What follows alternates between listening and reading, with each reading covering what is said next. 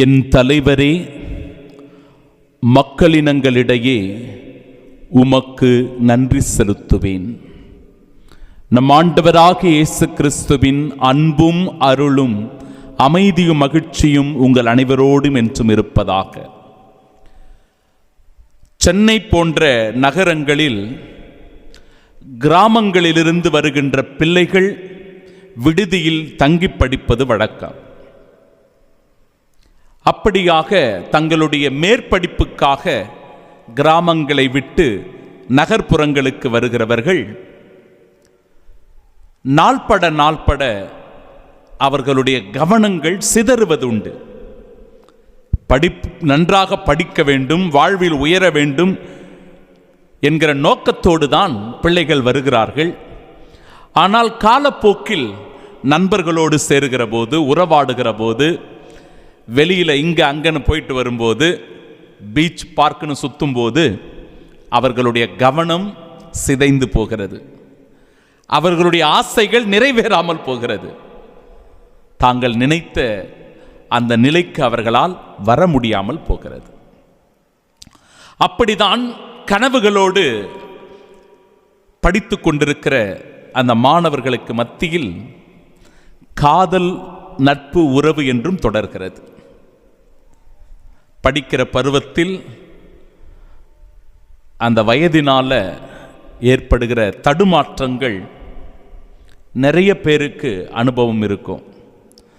அப்படிதான் இந்த இடத்தில் படித்து கொண்டிருக்கிற போதே ஒருவர் மற்றவரோடு காதலில் ஈடுபடுகிறார்கள், அன்புறவில் ஈடுபடுகிறார்கள். தவறு ஒன்றுமில்லை. ஆனால் என்ன நடக்கிறது என்றால், அவர்களுடைய அந்த கல்லூரி படிப்பு முடிகின்ற தருணத்தில் தான் அவங்க ஒருவர் மற்றவரை எந்த அளவுக்கு அன்பு செய்தார்கள், அது உண்மையான அன்பா, சுயநல அன்பா, தற்காலிக அன்பா, நிலையான அன்பா என்கிற எல்லா புரிதலும் வரும். இப்படி கல்லூரியில் படித்துக் கொண்டிருக்கிறவர்களுக்கு இறுதி ஆண்டு வருகிற போது ஒருவர் மற்றவரிடத்தில் அந்த சமரச அன்பை பகிர்ந்துவிட்டு பிரியாவிடையை பெற்றுக்கொண்டு வீடு போகிறார்கள்.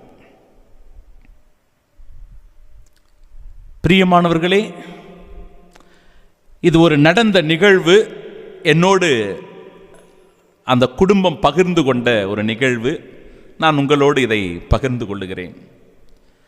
இப்படியாக ஒரு பெண் பாதிக்கப்படுகிறாள். கல்லூரி படிக்கும்போது ஒரு பையனை அன்பு செய்கிறா, பிரிஞ்சு போயிடுறாங்க. போன பிறகு இந்த திருமண பேச்சு எடுக்கும்போது அந்த பையன் சொல்லிடுறான், உனக்கும் எனக்கும் செட் ஆகாது, ஏன் ஜாதி வேற, ஏன் மதம் வேற, எங்கள் அப்பா அம்மா இதுக்கெல்லாம் ஒத்துக்க மாட்டேங்கிறாங்க, அதனால் தயவு செய்து என்னை விட்டுரு, என்னை மறந்துரு. இந்த பொண்ணு விடாப்பிடியாக நிற்குது, அவன் தான் எனக்கு வேணும் அப்படின்னு நிற்குது. என்ன செய்யறதுன்னு தெரியாமல் பஞ்சாயத்துக்கு என்கிட்ட கூப்பிட்டு வந்துட்டாங்க அந்த அப்பா அம்மா. என் அன்பு சகோதர சகோதரிகளே, இதோடு நான் அதை நிறுத்திக்கிறேன். இப்படி எத்தனை பிள்ளைகள் பாதிக்கப்படுகிறார்கள், எத்தனை பிள்ளைகள் பிரச்சனைகளுக்கு உள்ளாகிறார்கள். தங்களுடைய ஆசைகளை, கனவுகளை, லட்சியங்களை தொலைத்துவிட்டு இப்படி குறுகிய மனப்பான்மையில் தங்களுடைய வாழ்க்கை போக்கை இழந்து விடுகிறார்கள் என்பதை சிந்திக்க வேண்டும். இன்றைக்கு சுயநல அன்பு பெருகிக் கொண்டிருக்கிறது. இந்த சுயநல அன்பினால் பல பேர் பாதிக்கப்படுகிறோம். திருமணமானவர்கள் கூட இந்த சுயநல அன்பிற்கு பாதிக்கப்படுவதை பார்க்கிறோம். வாலிப பருவத்தில் இருக்கிறவர்கள் கூட இந்த சுயநல அன்பில் சிக்கிக்கொண்டு தவிப்பதை பார்க்கிறோம். ஏதோ ஒன்றுக்காக இந்த சுயநல அன்பு வந்து சேர்ந்து விடுகிறது. ஒன்று பொருளுக்காக இருக்கலாம், பணத்திற்காக இருக்கலாம், ஆசைகளுக்காக இருக்கலாம், இச்சைகளுக்காக இருக்கலாம், டைம் பாஸுக்காக இருக்கலாம், ஏதோ ஒன்று சுயநல அன்பாக மாறிவிடுகிறது. என் அன்பு சகோதர சகோதரிகளே, இன்றைய நாளினுடைய முதல் வாசகம் யூதாவையும் சீலாவையும் பற்றி குறிப்பிடுகிற போது பர்னபாவுக்கும் பவுலடிகளாருக்கும் இவர்கள் ரெண்டு பேரும் தங்களுடைய பணியில் மிக பெரும் உதவியாக இருப்பார்கள் என்று சொல்லப்படுகிறது. பர்னபாவும் பவுலும் அந்தியோக்கியாவில் பணி செய்து கொண்டிருக்கிறார்கள். அவர்களின் பணிக்கு உதவி செய்வதற்காக யூதாவும் சீலாவும் அனுப்பப்படுகிறார்கள். அப்படி அனுப்பும்போது ஒரு வார்த்தை இந்த இடத்தில் சொல்லப்படுகிறது. இதோ கிறிஸ்துவுக்காக, நம் ஆண்டவர் இயேசு கிறிஸ்துவுக்காக தங்களுடைய உயிரையும் கொடுக்க துணிந்தவர்கள்தான் இந்த யூதாவும் சீலாவும். எனவே இவர்களின் அன்பு உண்மையானது. கிறிஸ்துவின் மீது கொண்டிருக்கிற அன்பு கள்ளம் கபடமற்றது, சுயநலமானது அல்ல. இது சுயநலமற்றது.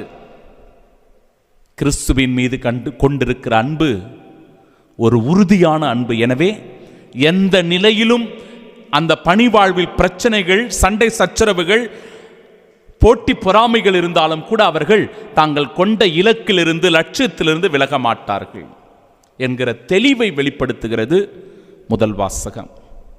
அதுபோலவே இன்றைய நற்செய்தி வாசகத்திலும் கூட நான் உங்களிடம் அன்பு கொண்டிருப்பது போல நீங்களும் ஒருவர் மற்றவரிடம் அன்பு கொண்டிருங்கள். இதை ஒரு கட்டளையாக ஆண்டவர் தருகிறார்.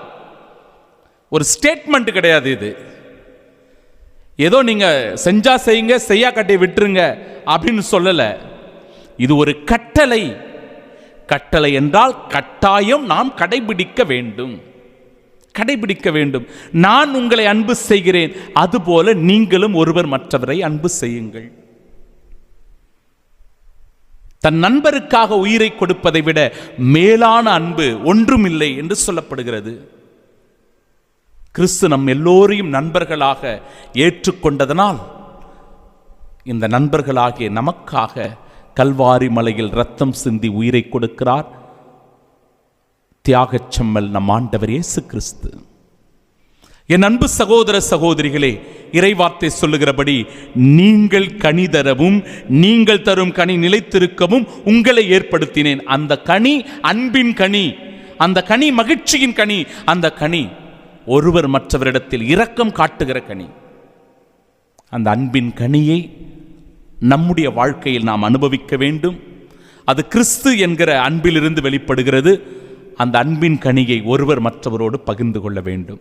அப்பொழுது இறை ஆட்சி இந்த மண்ணுலகில் மலரும். விண்ணரசின் கருவிகளாக நீங்களும் நானும் இருக்கலாம். ஆமீன்.